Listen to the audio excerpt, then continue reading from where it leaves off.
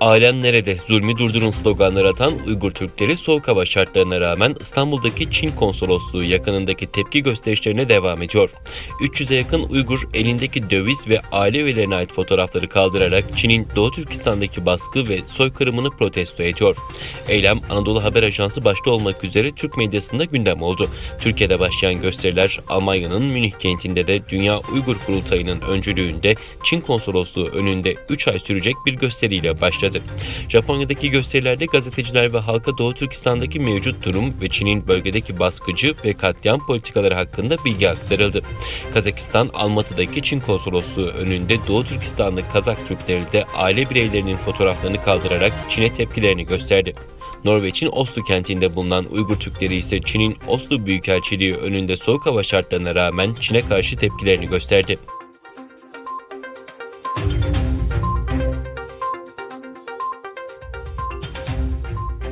Uluslararası Türkistanlar Dayanışma Derneği Başkanı Kavuncu, İçişleri Bakanı Soylu'nun "Uygur Türkleri milletimizin ve devletimizin teminatıdır, ülkemizde özgür yaşamaktadır" açıklamasının sevinçle karşılandığını ifade ederek Türkiye'nin bu mücadelede eksik kaldığı yönleri sıraladı.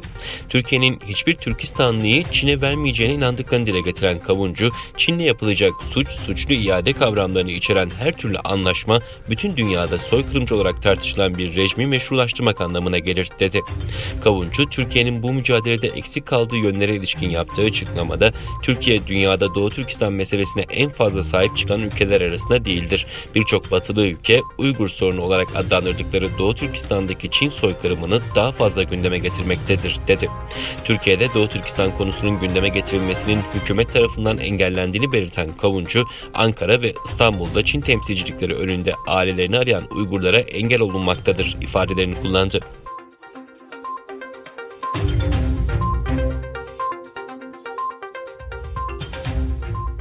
Uygur Türklerine uyguladığı sistematik işkencelerle gündeme gelen Çin'de bir grup Çinli camiye saldırdı. Uygur Türklerine yönelik işkencelerine uluslararası kamuoyundan gelen tepkilere rağmen devam eden Çin'de sosyal medyada paylaşılan yeni görüntüler tepkilere sebep oldu. Çin'in Çingay eyaletinde kaydedildiği iddia edilen görüntülerde bir grup Çinli ellerine taşlar ve sopalarla bir camiye saldırıyor.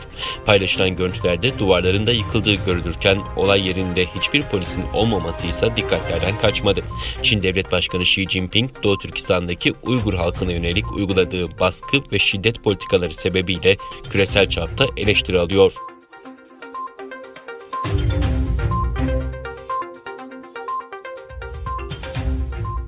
Cumhurbaşkanlığı İletişim Başkanı Fahrettin Altun, Çin Halk Cumhuriyeti Ankara Büyükelçisi ile bir araya geldi. Altun Twitter hesabından yaptığı paylaşımda, "Görüşmeye ilişkin Çin Halk Cumhuriyeti Büyükelçisi ile İletişim Başkanlığımızda bir araya geldik. Sayın Cumhurbaşkanımızın Çinli mevkidaşına yönelik mesajlarını Sayın Büyükelçi'ye ilettik.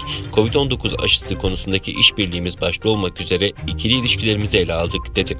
Çin'in Ankara Büyükelçiliği, Uygur Türklerinin Doğu Türkistan'da yaşayan ailelerinden uzun süredir haber alamadıklarını yalanlayarak, bölgedeki tüm etnik gruplardan insanların yurt dışındaki akrabalarıyla iletişimlerinin sınırsız ve özgür olduğu propagandasını yapmıştı.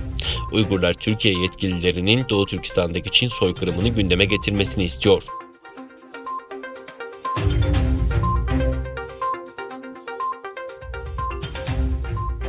Münih Güvenlik Konferansı'nda Amerika geri döndü, Transatlantik İttifakı geri döndü mesajını paylaşan ABD Başkanı Joe Biden, Çin'le Rusya'ya gözdağı verdi.